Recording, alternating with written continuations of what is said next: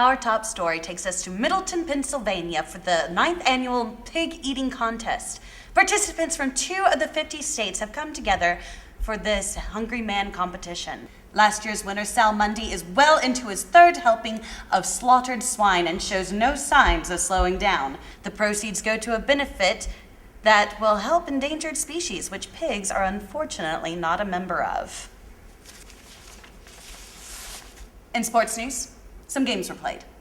In health news, a new strand of E. coli has been found in meats at some local supermarkets. On the bright side, last year, a small South American country of Fenia, 9,000 people were actually infected with a similar strand, and less than 92% actually perished. If you have purchased any meat and suspect that it might be tainted, go ahead and throw it out. If you have consumed it, God be with you. In medical news, a modern-day miracle has occurred. An 81-year-old blind man can see for the first time. Turns out that he wasn't actually blind. Doctors discovered that he had an extra set of eyelids, and for the last 81 years, he simply had them closed.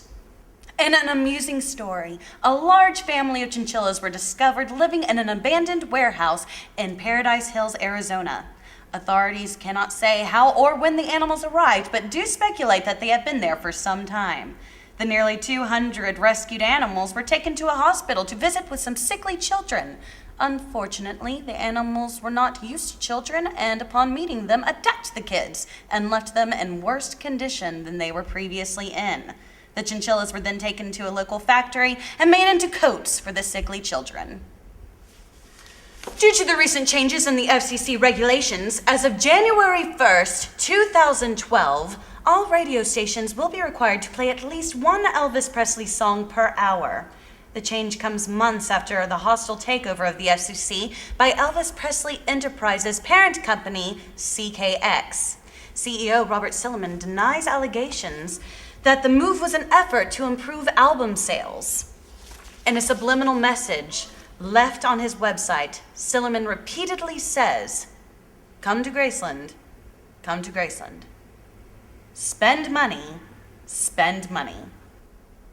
And finally, Fox has scored big numbers with its new reality show, The Loser Dies, in which D-list celebrities are paired against one another in the pit of doom, where they must battle for supremacy while avoiding 2 starving, maladjusted tigers.